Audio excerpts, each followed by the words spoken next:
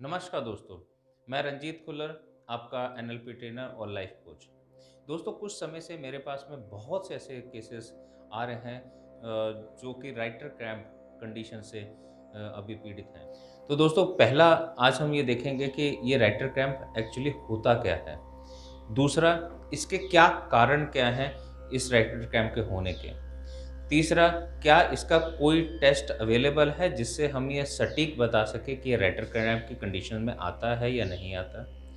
चौथा, इसकी ऐसी कौन-कौन सी ट्रीटमेंट्स अवेलेबल हैं जिनको हम यूज़ कर सकते हैं और इन ट्रीटमेंट से क्या आप फ़ायदा उठा सकते हैं या नहीं उठा सकते? तो चलिए दोस्तों, हम ये जाने पहले कि ये एक्चुअली कंडीशन है क्या? राइटर क्रैम्प जब हम बात करते हैं तो ये राइटर है के नाम से है, तो इसका मतलब जो भी लोग इससे पीड़ित हैं उनको लिखने में दिक्कत होती है। लिखने का मतलब ये कि उनका अंगूठा या उँगलियाँ उनके दिमाग की जो भी इंस्ट्रक्शंस है उनको फ़ॉलो नहीं करती हैं।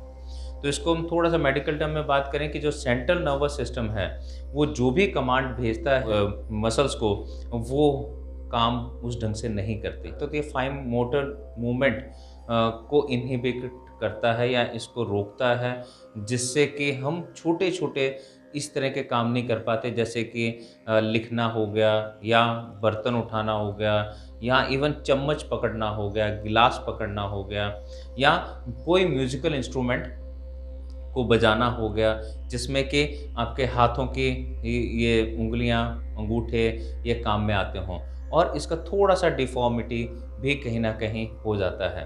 तो ऐसी कंडीशंस को हम लोग राइटर क्रैम्प की कंडीशन में डालते हैं। राइटर क्रैम्प जो है, इसको भी आगे 2 पार्ट्स में डिवाइड किया है। एक है जिसको हम लोग कहते हैं सिंपल और सेकंड हम लोग कहते हैं डिस्टोनिक। पहला जिसको हम लोग सिंपल कहते हैं, सिंपल वो है, ये सिर्फ़ और सिर्फ़ किसी एक पर्टिकुलर काम के लिए होती है या किसी को लिखने में ही अकेले हो रही है या किसी को म्यूज़िक बजाते टाइम ये हो रही है या किसी को किसी और कंडीशन या किसी और समय में इस चीज़ को वो एक्सपीरियंस करते हैं। डिस्टोनिक वो कंडीशन है जिसमें कई चीज़ों के लिए उसको ये प्रॉब्लम आती है। तो चाहे वो कोई सामान उठाना को लेके हो या खाने खाने से लेकर हो, लिखने से लेके हो, वो हर किसी कंडीशन के अंदर में उसको वो प्रॉब्लम महसूस होती है। और एक और वे है जिस इसको डिफ़ाइन करने का और इसको डिफरेंशिएट करने का, एक है प्राइमरी और एक है सेकेंडरी। प्राइमरी वो कंडीशन है जिसके अंदर में व्यक्ति कभी-कभी महसूस करता है पेन को और वो पेन किसी पर्टिकुलर टाइम पे या पर्टिकुलर काम करते समय ही उसको सामने आती है। और दूसरी कंडीशन है जिसको हम लोग सेकेंडरी कंडीशन कहते हैं। ये वो कंडीशन है जिसके अंदर में वो हमेशा ही एक तरीके की पेन वो महसूस करता रहता है। उसका जो फ्रीक्वेंसी है उस पेन की, वो बहुत ज़्यादा होती है और उसको लगता है कि ये ऑलमोस्ट हर समय उसको इस कंडीशन से गुज़रना पड़ रहा है। तो अब हम ये देखें कि इस तरह की कंडीशन होती क्यों है? तो इसके होने का जो कारण है वो अभी तक सटीक कोई भी नहीं बता पाया है कि ये क्यों होती है। पर मेरे खुद के एक्सपीरियंस और जो मैंने रिसर्च की उसके हिसाब से अगर मैं बात करूँ, तो इसके कंडीशन के होने के कारण, पहला कारण ये है कि ये उन लोगों में ज़्यादा देखेगी जिनका काम ऐसा है कि उनको लिखने का काम उनको करीबन दिन में 24 घंटे में 1 घंटे या 1 घंटे से ज़्यादा समय तक उनको लिखना पड़ता है। और ऐसी कंडीशन में जिनका या तो प्रोफ़ेशन है या अभी वो स्टूडेंट हैं, तो जिनके लिए ये कंडीशन हमने बहुत तौर पे देखी गई है। और सेकंड जो इसके होने का कारण जो मेरी समझ में है, वो ये है कि कभी किसी कारण से कोई एक्सीडेंट या किसी ऐसे कारण से कि किसी ने अपने हाथ का या राइटिंग का या वो काम करना बंद कर दिया है लंबे समय तक। तो उसके बाद में दोबारा जब वो स्टार्ट करते हैं, तो उस समय भी ये देखा गया है कि इनिशियली उनको एक पेन होती है और जब वो पेन होती है तो वहाँ पर ये लोग उस पेन को नहीं सहन करना चाहते, वो कोई ना कोई दवाई, कोई ना कोई गोली ऐसा लेना शुरू कर देते हैं पेन किलर्स, जिससे कि वो दर्द कुछ समय के लिए तो घट जाती है, लेकिन वो दोबारा परसिस्ट करना शुरू होती है और फिर वो एक समय के बाद में वो बढ़ती-बढ़ती वो अपना एक बड़ा रूप ले लेती है। तीसरी जो मैंने एक इसका कारण जो देखा है अपने एक्सपीरियंस के हिसाब से भी, जहाँ पर कि कोई ऐसा मेंटल ब्लॉक किसी लेवल पे लाइफ के किसी दौर में, किसी समय में आ गया होता है, जिसकी वजह से वो इमोशनली बहुत डाउन हो चुके होते हैं और वहाँ पर वो या तो कोई काम को लेके उनके दिल से बिल्कुल वो उसको छोड़ चुके होते हैं, लिखना छोड़ चुके होते हैं या कोई काम करना छोड़ चुके होते हैं उस मेंटल ब्लॉक की वजह से। फॉर एग्ज़ाम्पल मैं एक 40-45 इयर्स के एक व्यक्ति से मिला जिनको कि राइटर क्रैम्प था और वो अपनी मेडिकल शॉप अभी आज की तारीख में चला रहे हैं। तो ऐसे में जब मैं उनसे बात किया तो उन्होंने मुझे बताया और कि वो बहुत समय से राइटर क्रैम्प से पीड़ित हैं। तो मैंने अपनी ट्रीटमेंट और अपना केस स्टडीज़ लेना शुरू किया।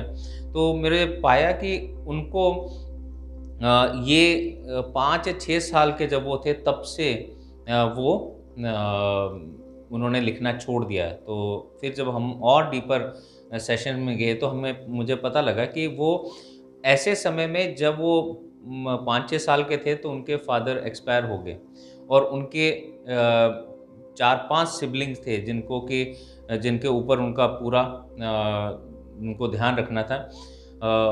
और क्योंकि वो सो कॉल्ड घर के सबसे बड़े मर्द थे, तो इसलिए उनके ऊपर सारी ज़िम्मेवारी घर की उसी समय से समाज ने दे दी।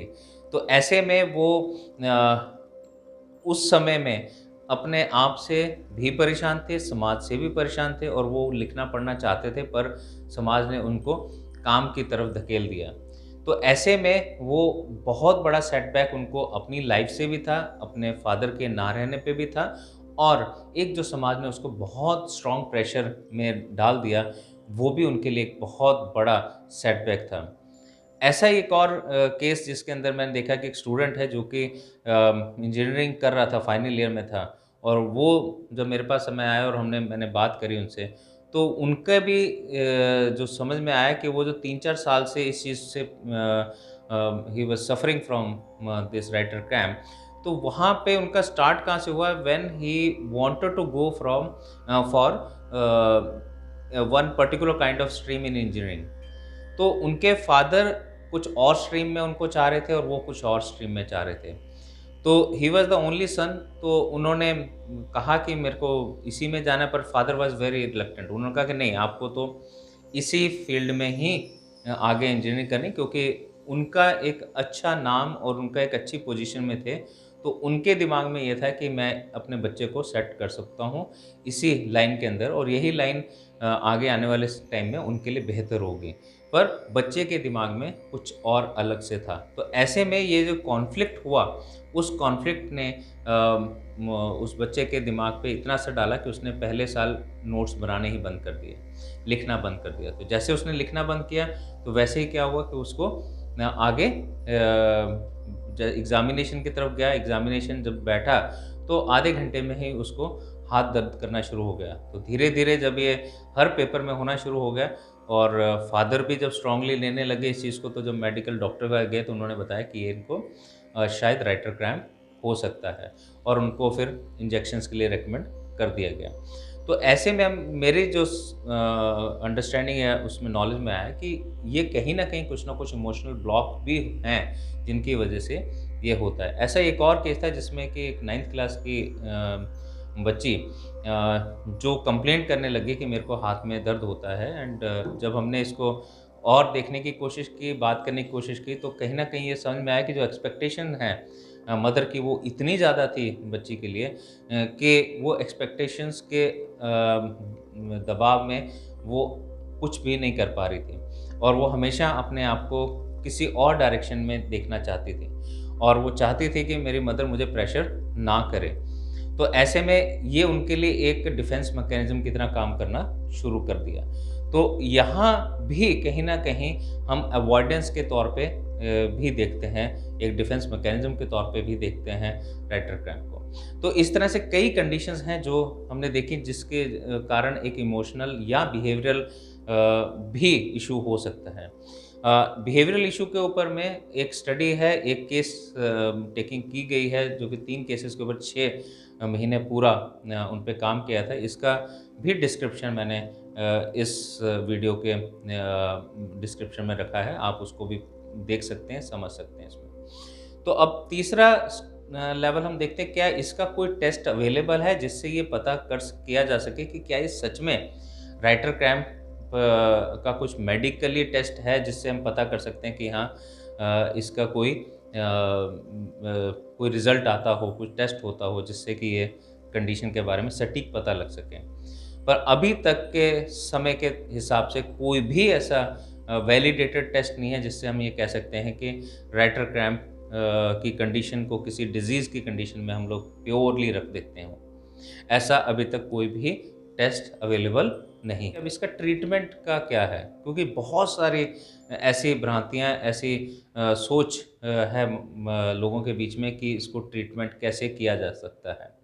तो जो मैंने इसमें देखा है कि कोई भी एक पर्टिकुलर लाइन ऑफ ट्रीटमेंट सबके लिए कामयाब नहीं है, पहला। दूसरा, एक ही लाइन ऑफ ट्रीटमेंट एक व्यक्ति के लिए हो कामयाब ये भी नहीं है क्योंकि उन्होंने 2-3 ऐसे अलग-अलग लाइन ऑफ ट्रीटमेंट लिए हैं जिससे कि उनको बेनिफिट मिला है। तो अब मैं यूँ बात करता हूँ ये मिक्स ऑफ ट्रीटमेंट की ज़रूरत है इसके अंदर में किसी एक पर्टिकुलर ट्रीटमेंट से लाइन ऑफ ट्रीटमेंट से ये क्योर नहीं होता है।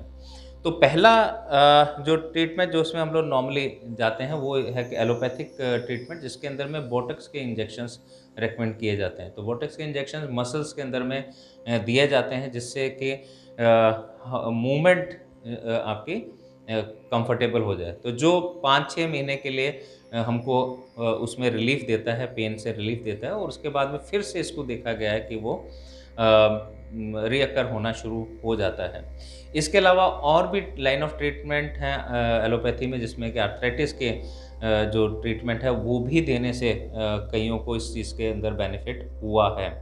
और इसके अलावा पेन किलर्स उतने कामगर, उतने हेल्पफुल अभी तक मेरी नॉलेज में, मेरे अंडरस्टैंडिंग में और मेरे देखने में नहीं आए हैं।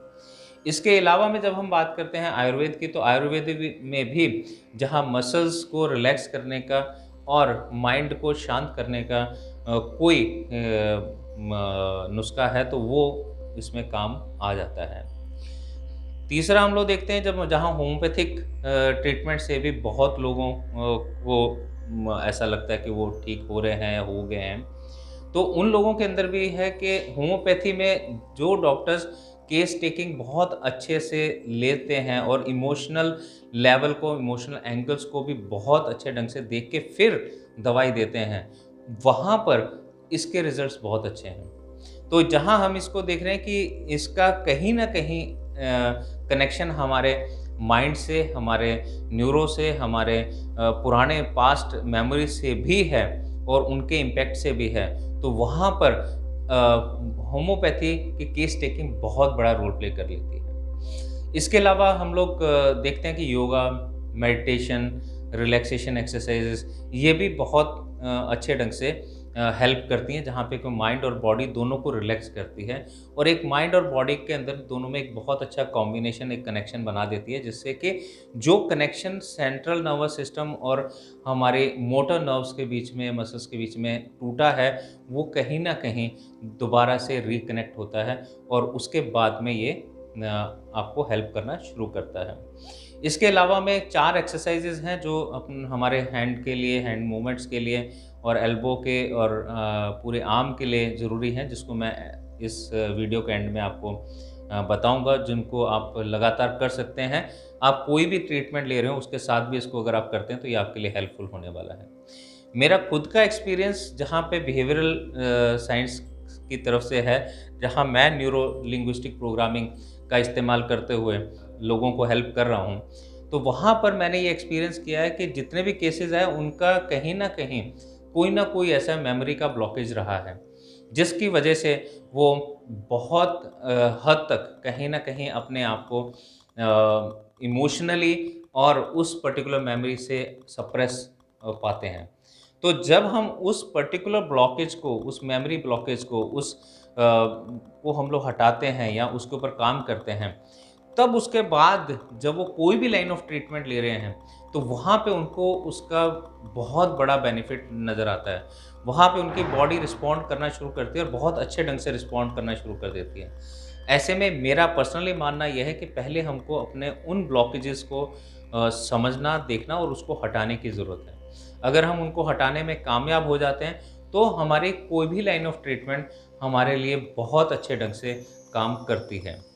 इसके अलावा त्राटक अगेन एक बहुत बढ़िया वे है, मेडिटेशन का वे है, जिसमें अगेन हमको मेडिटेशन, रिलैक्सेशन और हमारा न्यूरो एंड बॉडी कॉम्बिनेशन को बढ़ाता है, वो भी बहुत पावरफुली काम करता है।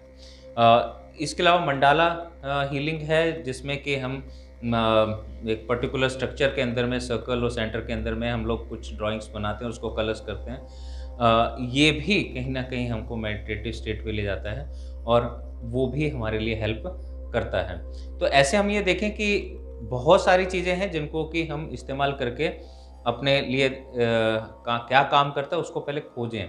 ये बहुत ज़रूरी है कि आप किसी एक पर्टिकुलर चीज़ की तरफ ना जाएँ, ना ही किसी और को देखते हुए अपना लाइन ऑफ ट्रीटमेंट्स को बदलते रहें। आप खुद महसूस करिए कि कौन-कौन सी हैं जो आपको मदद कर रहे हैं। आप उन लाइन ऑफ ट्रीटमेंट्स को आप देखिए, समझिए और उनको आप कंटिन्यू करिए, जिससे कि आपको उसमें बेनिफिट होता हुआ नज़र आएगा। और कभी भी किसी एक पर्टिकुलर लाइन ऑफ ट्रीटमेंट पे ना जाएँ।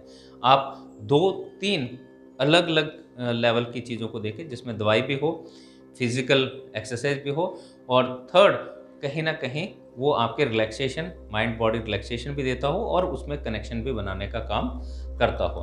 तो ऐसे में तीनों ही चीज़ों का होना बड़ा ज़रूरी है। तो ये जब तीनों मिलेंगे तभी आपको बहुत फ़ास्ट रिज़ल्ट मिलेंगे और उसके ऊपर में जहाँ ये शुरू हुआ है, उस पर्टिकुलर टाइमलाइन पे जाके उसको भी अंडरस्टैंड करते हुए उसको वहाँ पे करेक्शन करने की भी ज़रूरत है। तो इन सबको जब हम एक साथ मिलाएँगे तब जाके मुझे लगता है कि बहुत फ़ास्ट रिज़ल्ट्स इसमें आएँगे, किसी एक लाइन ऑफ ट्रीटमेंट से नहीं आएँगे। तो दोस्तों इसके साथ में अब मैं आपको उन 4 अलग-अलग एक्सरसाइज़ेज़ हैं, हैंड की एक्सरसाइज़ हैं जिससे कि आप अपने बॉडी की मसल्स को, अपने आर्म की मसल्स को स्ट्रॉन्ग बना सकते हैं और कहीं न कहीं वो आपको हेल्प करता है आपके बॉडी के मसल्स की सर्कुलेशन में भी, नर्व्स की सर्कुलेशंस में भी, ब्लड सर्कुलेशन में भी और उनको और स्ट्रॉन्ग बनाने के लिए।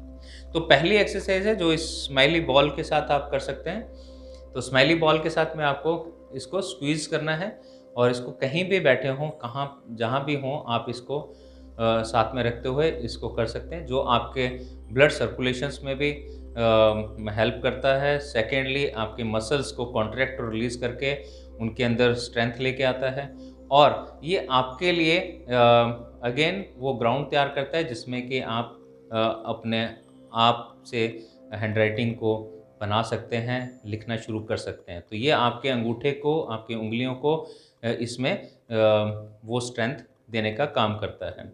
तो इसको आप जहाँ पे भी हों, जैसे भी हों, उसको आप इसको करते रह सकते हैं, जिससे कि आप इससे बेनिफिट ले सकते हैं। सेकंड इसी के ही जैसे आप इसको मुट्ठी को अपने बहुत स्ट्रॉन्गली बाँधें और उसके बाद में इसको रिलीज़ करें। थर्ड इसको रिलीज़ करके जितना स्ट्रेच कर सकते हैं, इसको स्ट्रेच करें और फिर इसको दबाएँ और इसको फिर स्ट्रेच करें, इसको फिर दबाएँ और फिर इसको स्ट्रेच करें। ये 3 एक्सरसाइज़ के बाद में अब आप इसको 4th जो है आप पूरे रिस्ट को इसमें स्ट्रेच करेंगे। जैसे इसको यूँ करते हुए अपने रिस्ट को रिलैक्स करें, फिर इसको स्ट्रेच करें जिससे कि आपके रिस्ट और एल्बो और ये ट्राइसेप ये आपके पूरे स्ट्रेच हो जाएँ और पूरे कंधे तक आपका इसका प्रेशर बने। तो ये होने के बाद आप ये 4 एक्सरसाइज़ेज़ जब भी आपको समय लगे आप इनको कर सकते हैं। इससे आपके शोल्डर से लेके आपके उँगलियों तक इसमें स्ट्रेचिंग होगी, ब्लड सर्कुलेशन होगा और ये आपको आपके आर्म को, फिंगर्स को स्ट्रॉन्ग बनाएगा और आपको तैयार करेगा इस कंडीशन से निकलने के लिए। इसके साथ आप अपनी चॉइस के हिसाब से कोई भी लाइन ऑफ ट्रीटमेंट देख सकते हैं। इस उम्मीद के साथ कि आप लोग इस वीडियो से बेनिफिट ले पाएंगे और कहीं आपको कुछ लगता है कि इसमें और होना चाहिए या आप मुझसे इत्तेफाक नहीं रखते तो आप कमेंट सेक्शन में जाके अपने व्यूज़ लिख सकते हैं और हम उन चीज़ों पे और अच्छे से डिस्कशन भी कर सकते हैं। विद दिस मैं उम्मीद करता हूँ आप लोग सेफ होंगे, फैमिली के साथ होंगे और खुश होंगे।